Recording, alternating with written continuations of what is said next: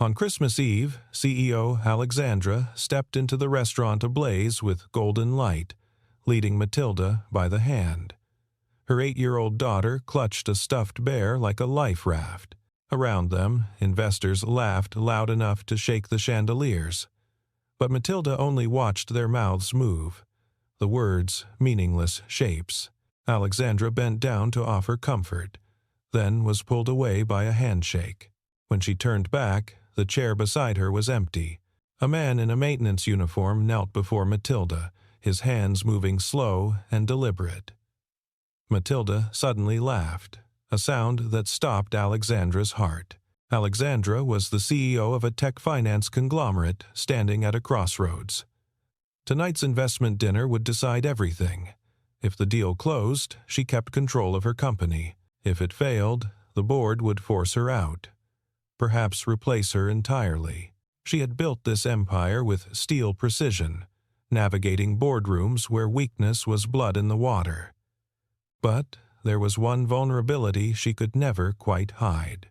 Matilda. Alexandra loved her daughter with a fierce, protective intensity that sometimes felt like its own kind of failure. Because love, she had learned, was not the same as understanding. She had hired the best therapists, bought the most advanced hearing aids, scheduled every appointment with military efficiency. She ran motherhood like a project, checking boxes, meeting benchmarks. But there was one thing all her competence could not buy. She had never learned her daughter's language. Matilda had been deaf since birth, navigating a world that spoke in frequencies she could not hear. At 8 years old, she had learned to read the world through sight. She watched lips form words she had to decode. She saw the way people's eyes slid past her, uncomfortable with difference. She noticed when her mother's attention was always divided, always elsewhere, always on the next crisis.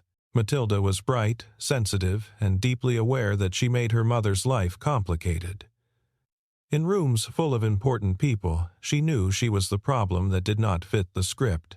So she learned to make herself small, to fade into corners, to hold her stuffed bear and wait for moments to pass. Tonight, Alexandra needed Matilda to be perfect, quiet, invisible, if possible. Henry was 40 years old, a contract maintenance worker who had been called to the restaurant to handle electrical and sound system issues on the busiest night of the year. He moved through the world with the quiet confidence of someone who had stopped trying to impress anyone. His work uniform was clean but worn, his tool belt familiar weight on his hip. He was good with his hands, good at fixing things that broke in ways most people never noticed. He had brought his son because the daycare was closed for the holiday. Finn, 10 years old, sat on an equipment crate in the back hallway, coloring a Christmas picture while his father worked. The boy was mature beyond his years, shaped by the absence of a mother and the presence of a father who showed love through presence, not presence. What set Henry apart tonight, what made him different from every other person in that glittering restaurant, was simple. He knew sign language, not the performative kind, learned from a weekend class, but the fluent, lived-in kind that came from necessity, the kind that meant family. Finn knew it too. For father and son, signing was as natural as breathing, a language born from a time when words had failed them and hands had to speak instead. The restaurant was dressed for Christmas like a stage set for privilege. A towering tree sparkled near the entrance, its ornaments catching light from crystal chandeliers. Garland wound around railings, and soft instrumental versions of carols played just loud enough to seem elegant. Through floor-to-ceiling windows, snow fell on the Manhattan street outside, muffling the city into something almost peaceful. Alexandra entered with Matilda, both dressed for the occasion. Matilda wore a velvet dress and held her bear, but her expression was the blank one she wore when overwhelmed. Alexandra squeezed her daughter's hand, trying to offer reassurance while her own pulse hammered with pre-negotiation anxiety. Hillary, the company's head of public relations, materialized beside them with the smooth efficiency of someone orchestrating a performance. She leaned close to Alexandra's ear, voice low and urgent. "Tonight is about the script. Smiles, confidence, control. After 15 minutes of greeting the investors, we can move Matilda to a private room. She'll be more comfortable, and we avoid any disruptions." The words were framed as consideration, but Alexandra heard the subtext. Matilda was a risk, a variable that could not be controlled, something to be managed. Corbin arrived next, a senior board member whose silver hair and tailored suit gave him the appearance of distinguished authority. But Alexandra had learned to read the calculation behind his polite smile. He glanced at Matilda, then back to Alexandra. "Tonight is crucial. We need to project stability. Unity. No surprises." It was not quite a threat, but it was not quite not a threat either. Alexandra nodded, feeling the familiar tightness in her chest, the feeling of being squeezed between what she wanted to do and what she had to do. The VIP table was positioned near the windows, the best view in the house. Investors were already gathering, men and women who held the power to make or break companies with a single decision. Leon, the key investor, was a man in his 60s with sharp eyes and sharper instincts. He did not suffer fools, and he did not invest in weakness. Matilda was seated beside her mother, but the chair felt too large, the table too high. Around her, adults spoke rapidly, laughed explosively, raised glasses in toasts. She could feel the vibrations of their voices through the table, but the words themselves were lost. Her hearing aids picked up a jumbled mess of background noise, all of it too loud and none of it making sense. She looked at her mother. Alexandra was smiling, nodding, shaking hands. But her eyes never quite landed on Matilda. "Not really. Not in the way that meant I see you." An investor arrived, and Alexandra stood to greet him, leaving Matilda alone in a sea of incomprehensible noise. The child's fingers tightened on her bear. Matilda had learned that when the world became too much, the solution was to find somewhere quieter, somewhere smaller. So, when no one was looking, when all the adults were busy performing their important adult rituals, she slipped from her chair and walked toward the back of the restaurant. The hallway near the kitchen was dimmer, less decorated. Service staff moved past with hurried efficiency, but none of them stopped to question a well-dressed child. Matilda found a spot near a door marked maintenance and stood there, holding her bear, letting the relative quiet settle her racing heart. That was when Henry saw her. He had been checking a circuit panel when he noticed the small figure standing uncertainly in the service corridor. She was clearly not supposed to be there, but she did not look lost. She looked like someone who had chosen exile over chaos. Henry approached slowly, making sure she could see him coming. He knew the rules about approaching someone else's child, knew the boundaries of his position as a maintenance worker in a place like this, but he also knew what it looked like when someone was drowning in plain sight. He knelt down, bringing himself to her eye level.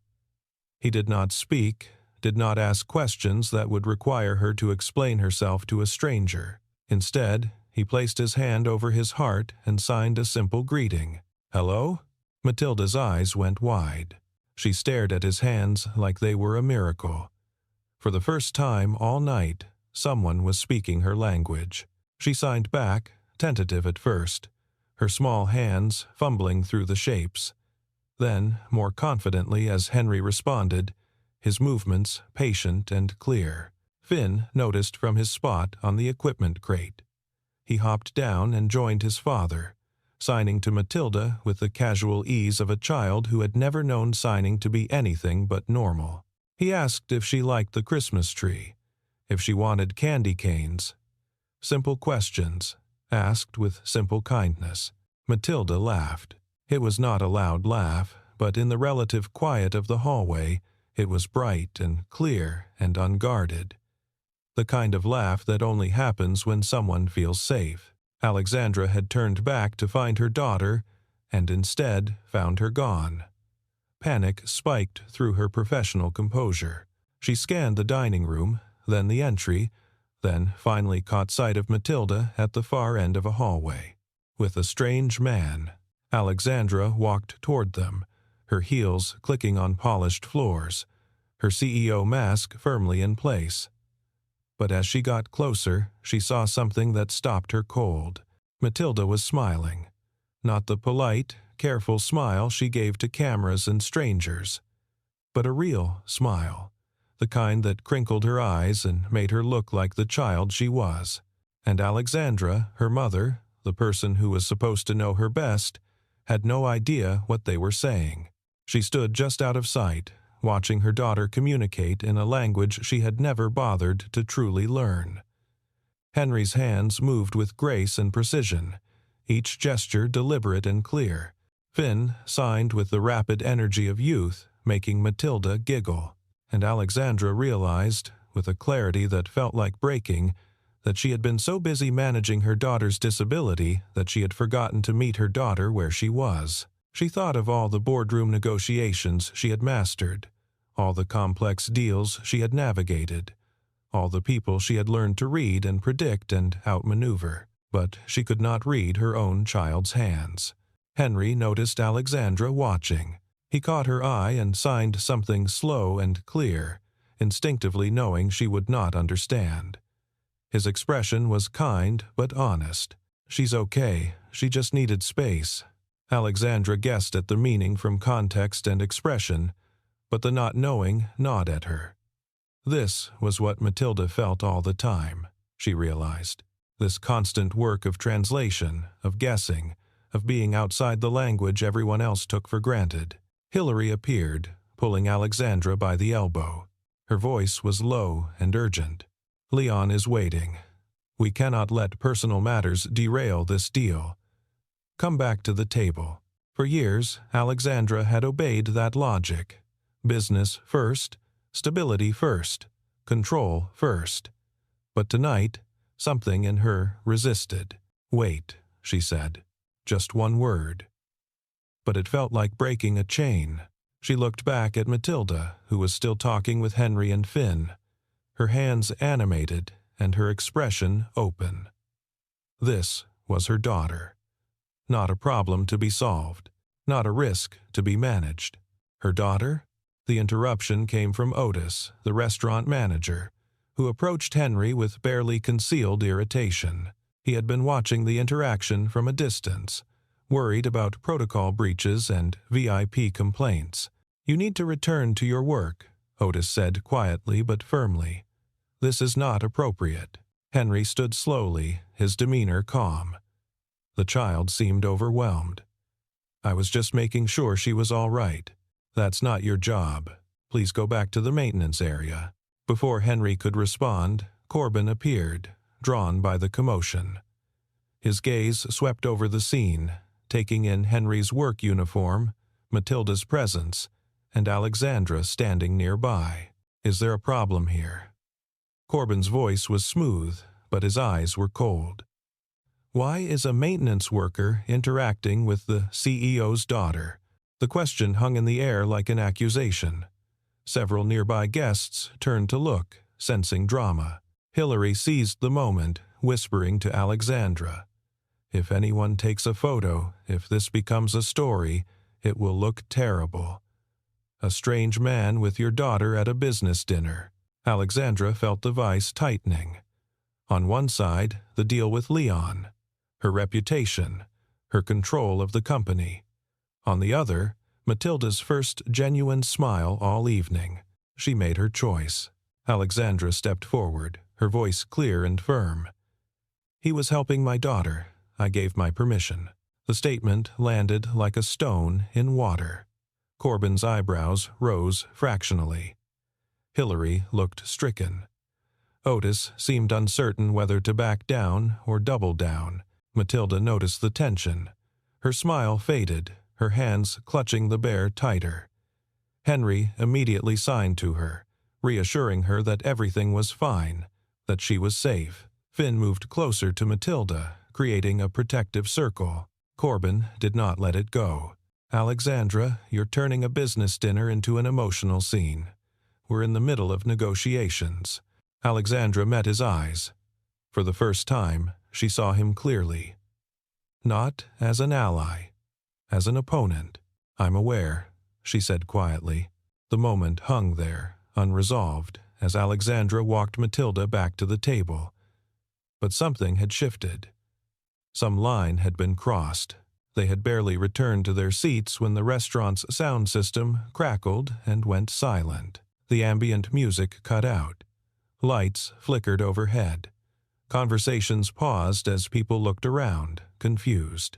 A moment later, a large screen meant for presentation slides went dark. Otis appeared at the table, apologizing profusely to Leon and the other investors. Technical difficulties. They were working on it. It would be resolved shortly. Leon frowned, checking his watch. Other investors exchanged glances, their patience wearing thin. Corbin looked at Alexandra, his expression carefully neutral but his words pointed. "Even tonight, things are falling apart. Are you sure you have control of this situation?" The implication was clear. If she could not manage a simple dinner, how could she manage a company? Matilda reacted badly to the flickering lights and crackling speakers.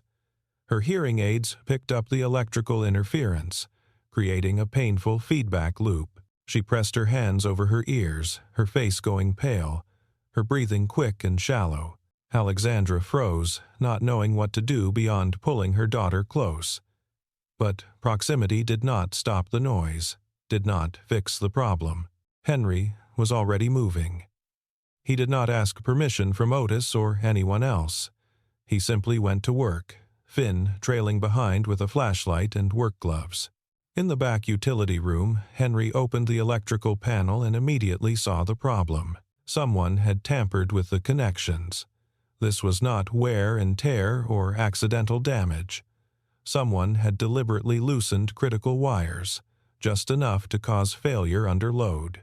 He saw fingerprints in dust on the panel, handprints that did not match the pattern of normal maintenance access. Working quickly, Henry bypassed the damaged connections, replaced a blown fuse, and isolated the feedback loop, causing the speaker interference. Within minutes, the lights stabilized and the sound system came back online. He returned to find Matilda still shaken but calmer. He knelt down and signed to her. "All fixed. You're safe now." Matilda, without thinking, reached out and briefly held his hand. A child's instinctive thank you to the adult who had made the fear stop. Alexandra watched the gesture and felt something crack inside her chest. This stranger understood her daughter better than she did. As the dinner resumed, Alexandra made a decision. She quietly asked a server to set up a smaller table in a quieter corner of the restaurant, near the windows but away from the main VIP section. Then she walked to Leon and asked for 10 minutes. "Something more important than our deal?" Leon asked, his tone skeptical. "Something that will show you who I actually am, not who I'm pretending to be," Alexandra replied. Leon, intrigued despite himself, nodded. Alexandra led Matilda to the smaller table. Then, in a move that shocked everyone watching, she approached Henry. "Would you and your son join us? Just for 10 minutes, if you're willing." Henry hesitated, glancing down at his work clothes, at the VIP section full of people in evening wear. "I'm not sure that's appropriate, ma'am," but Matilda was already signing to him, asking him to stay.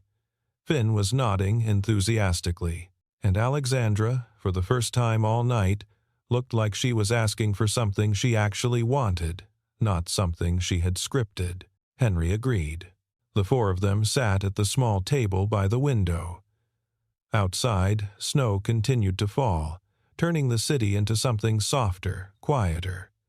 Inside, for the first time that evening, Matilda relaxed.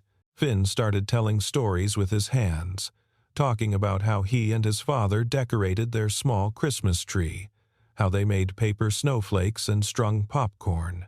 He signed about Santa and reindeer and the cookies they always baked on Christmas Eve.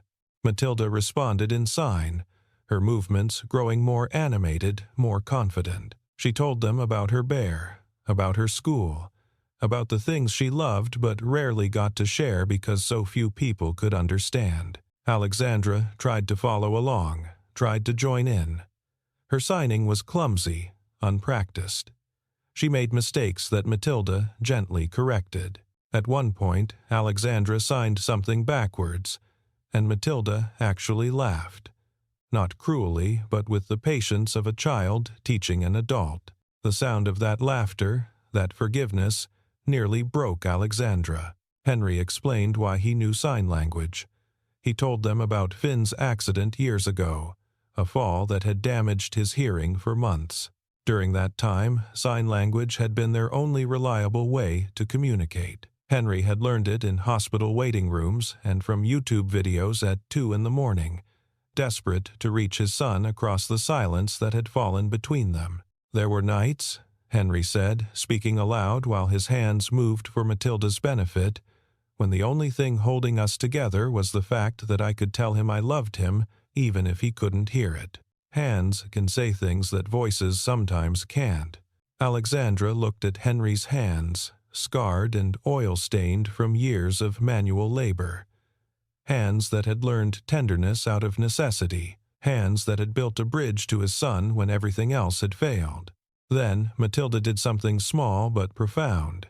She placed her stuffed bear in Alexandra's lap, a gesture of trust, of invitation, of offering her mother a chance to step into her world. Alexandra understood. She held the bear carefully, like it was made of glass. When Alexandra returned to the main table, Corbin had already set his trap. Another crisis had emerged. A critical USB drive containing financial documents needed for the presentation had gone missing. Security was being called. The VIP area was in controlled chaos.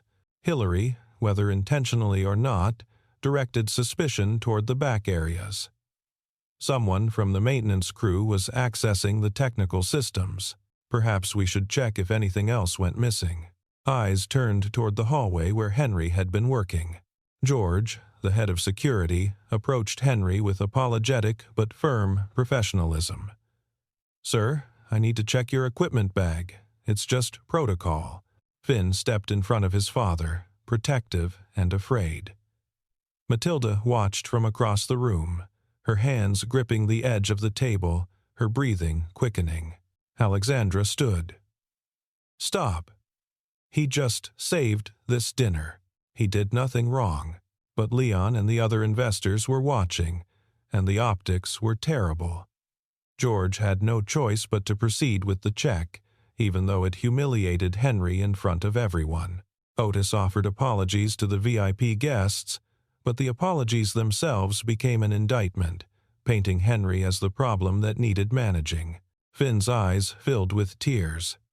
He held his father's hand tightly, trying to be brave. Matilda could not stand it. She stood up and walked into the center of the room. In front of all the investors, all the board members, all the people who had spent the evening pretending she did not exist, she signed. Her hands moved clearly, precisely, forming words that most people in the room could not understand. "He's good. He helped me. He's my friend." But the investors did not know sign language. They saw a child making gestures they could not interpret, and their discomfort grew. Alexandra felt rage and shame burning in her throat. Rage at herself for not understanding her own daughter.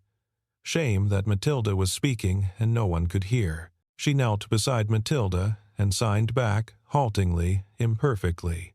"I'm sorry. I should have learned this years ago." Then Alexandra turned to Corbin, and in his eyes she saw something that confirmed her growing suspicion. He looked satisfied. Not concerned.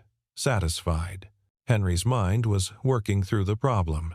The electrical panel had been tampered with deliberately, right before the dinner.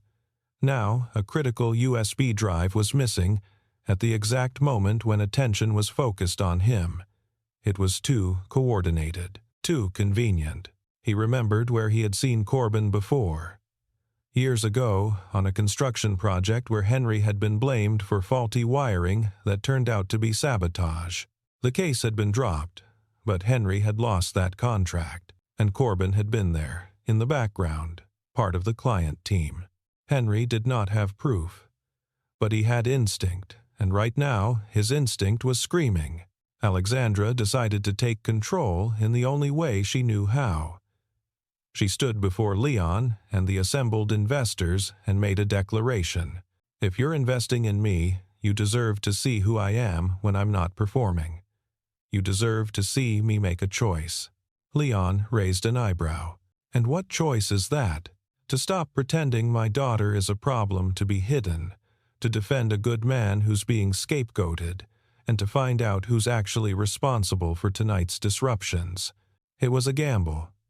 It could cost her everything. But, for the first time in years, Alexandra felt like herself. Henry stepped forward. "Sir," he said to George, "before you finish searching my bag, could we check the security camera footage from the hallway?" 30 minutes ago, when the system went down, Otis hesitated. Leon intervened. "Show the footage." Reluctantly, Otis accessed the security system on a tablet. The footage showed the service hallway clearly.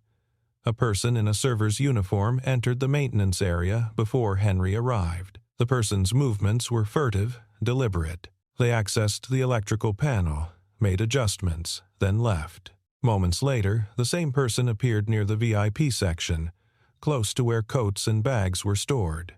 The build, the walk, the mannerisms matched someone at the table. Hillary's face went pale as she recognized the figure. It was someone she had hired to help stage manage the evening's events. Corbin began to speak, trying to redirect. "This is a restaurant staff issue. It has nothing to do with the investment discussion." But Henry was not finished. That person didn't just tamper with the electrical system. They also went near the coat check area. Right around the time the USB drive disappeared, Finn had been paying attention, his sharp eyes noticing details adults missed. He signed to Matilda, who signed back to Henry, who spoke aloud to Alexandra. "Your son says he saw Corbin touch a coat pocket near your chair, about 15 minutes ago." George checked the coat area. In the pocket of a jacket belonging to one of Corbin's associates, he found the USB drive. The room went silent. Corbin's expression remained controlled, but Alexandra saw the calculation behind his eyes. He was deciding whether to deny or deflect or retreat. Leon did not give him the chance. Deliberate sabotage doesn't accidentally end up in someone's pocket. Alexandra had been preparing for this possibility for weeks. She had suspected Corbin was maneuvering to trigger a clause that would allow the board to replace her if tonight's deal failed. She had gathered evidence, quietly, through her lawyer William, who now stepped forward with documentation. William presented internal communications showing Corbin had been coordinating with board members to create conditions for Alexandra's removal. Tonight's staged crisis was meant to be the final proof that she had lost control. Hillary broke. The pressure was too much, and she confessed that Corbin had pressured her to ensure the evening had image problems that could be blamed on Alexandra's instability. The goal had been simple: make Alexandra look incompetent, make the investors pull out, trigger the removal clause, install Corbin as interim CEO. But they had miscalculated. They had not expected Alexandra to choose her daughter over the script. They had not expected a maintenance worker to find the evidence. They had not expected Matilda to speak up. Matilda stood and began to sign again. This time, Alexandra did not need Henry to translate every word. She understood enough.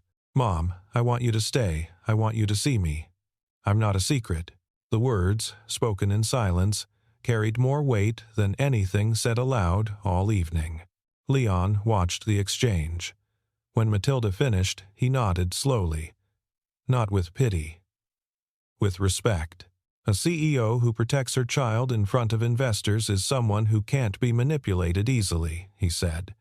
That's the kind of stability I invest in. After the dinner, consequences unfolded with swift precision. Corbin was suspended from the board, pending a full investigation into corporate misconduct. Hillary was terminated, her carefully crafted career dismantled by her own choice to enable sabotage. Alexandra did not hide what had happened. She released a statement acknowledging the attempted coup and her own failures as a mother who had prioritized image over connection. More importantly, she enrolled in sign language classes. Not the weekend crash course kind, the real kind, the committed kind. She practiced every morning before work and every evening after. Her hands would never be as fluent as Henry's or Finn's, but they would be honest.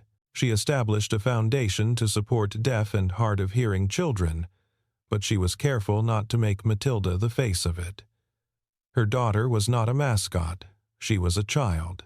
Henry received a formal apology from Otis and the restaurant management.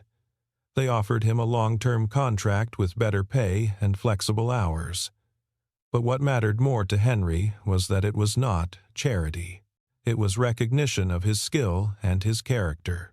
Alexandra offered Henry a position as accessibility consultant for her company, helping to create systems and spaces that worked for everyone. The hours were flexible, the pay was fair, and most importantly, it was built on mutual respect, not gratitude or pity. 2 weeks after Christmas, Alexandra invited Henry and Finn to a small gathering at her home. Not a business dinner, just dinner. The 4 of them sat in Alexandra's living room, which was simpler and warmer than the sterile elegance of the restaurant. A modest Christmas tree stood by the window, decorated with a mix of expensive ornaments and handmade paper snowflakes that Matilda and Finn had created together. Matilda reached up and hung a new ornament on the tree, one she had made herself. It was a simple design, 2 hands reaching toward each other, fingers almost touching. Alexandra knelt beside her daughter and signed, slowly but clearly, "I love you." Matilda signed back, then reached for Henry and Finn, pulling them into a circle. The 4 of them stood together, and Matilda taught them all a single sign. One word that carried the weight of everything that had happened, everything that had changed. Family. Their hands moved in unison, speaking a language that needed no sound, only presence, only connection, only the willingness to learn how to reach across silence and find each other. Outside, snow continued to fall on the city, covering everything in clean white. Inside, in the warm glow of Christmas lights, 4 people who had been strangers weeks ago discovered what it meant to truly see one another, not through the lens of power or position or performance, but through the simple, profound act of learning to speak each other's language. Matilda's bear sat on the mantel, watching over them, a symbol of what she had needed for so long: safety, understanding, home. And for the first time in as long as she could remember, Alexandra was not thinking about the next meeting, the next crisis, the next move in the chess game of corporate power. She was thinking about how her daughter's hands looked when she laughed, how Finn's eyes lit up when he told stories, how Henry's patience had built a bridge where Alexandra's competence had failed. She was thinking that sometimes the most important language was the one you had to learn from scratch, the one that required you to slow down, to be humble, to admit you did not know everything, the one that was spoken not with authority, but with love. As they sat down to dinner, Matilda signed a question to her mother. Alexandra did not understand every word, but she understood enough. "Are you happy?" Alexandra signed back, her movements still clumsy, but her meaning clear. "Yes, I'm learning." Matilda smiled, the same bright, unguarded smile she had given Henry in that hallway weeks ago, the smile that had changed everything. And in that smile, Alexandra saw what she had been missing all along: not a daughter who needed to be managed, but a daughter who simply needed to be seen.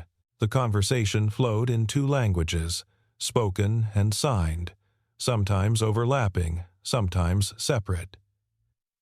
It was not perfect. There were misunderstandings and corrections and moments of confusion, but it was real. And real, Alexandra was learning, was worth more than perfect ever could be. As the evening wound down and Finn started to yawn, Henry prepared to leave. At the door, he turned to Alexandra. "Thank you," he said simply. "For what?" Alexandra asked. "For letting me help. A lot of people in your position wouldn't have." Alexandra shook her head. "You helped my daughter when I couldn't. I'm the one who should be thanking you." Henry smiled. The quiet smile of someone who understood that some gifts could not be repaid, only passed forward. After they left, Alexandra sat with Matilda on the couch, the Christmas tree lights glowing softly. Matilda curled against her mother, the stuffed bear tucked between them. Alexandra signed to her daughter in the dim light, practicing the phrases she had learned that week. "I see you, I hear you, even when you're silent, I'm listening." Matilda's eyes drifted closed, peaceful and safe. For 8 years, Alexandra had been trying to bring Matilda into her world, the world of board meetings and quarterly reports and carefully managed images. But tonight, she understood that she had been doing it backwards. The real work, the important work, was learning to enter Matilda's world, to meet her daughter where she was, in the language she spoke, in the silence that was not really silence at all. It was a world where hands could say, "I love you," where understanding was more valuable than words, where connection did not require sound, only presence. And as snow fell outside and the city settled into its Christmas Eve quiet, Alexandra made a promise to herself and to her daughter. She would learn this language, not just the signs, but the patience behind them, the listening, the seeing, the being fully present in a moment instead of always racing toward the next one. She would learn to be the mother Matilda needed, not the mother she thought she was supposed to be, and she would never again let anyone make her daughter feel like a secret that needed hiding. Matilda stirred in her sleep, her hand unconsciously signing a single word, "Home." Alexandra kissed her daughter's forehead and signed back, even though Matilda could not see. "Yes, baby, we're home." And for the first time in longer than she could remember, it was true.